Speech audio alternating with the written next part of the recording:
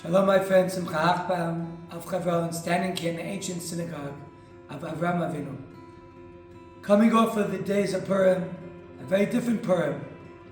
No major parties and no getting together, but yet at the same time, it was a much deeper experience.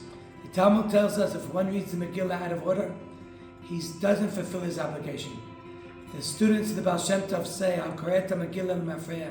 If you read the Megillah as a story of the past, you don't try to identify with the story and find yourself in that story, one does not fulfill his obligation.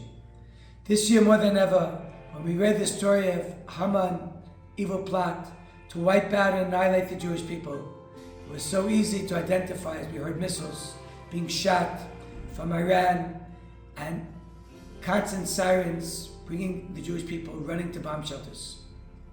At the beginning there was fear, there's trepidation, there's anxiety. But there's also something that happens to you on Purim.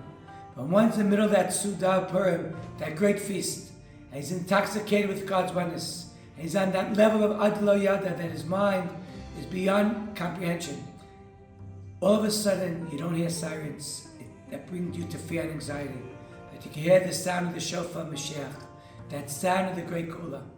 You should be privileged the Shabbat Ki Tisa at Rosh B'nai Yisrael. God lifts up the head of the Jewish people.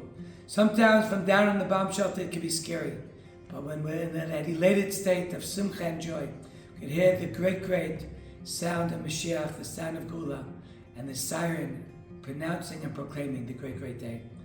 We should all be privileged this Shabbat to turn any sadness and any anxiety and to turn that into great simcha, to see the real v'nahafalchu and the ultimate turning around, where the Jewish nation will be victorious over all the enemies.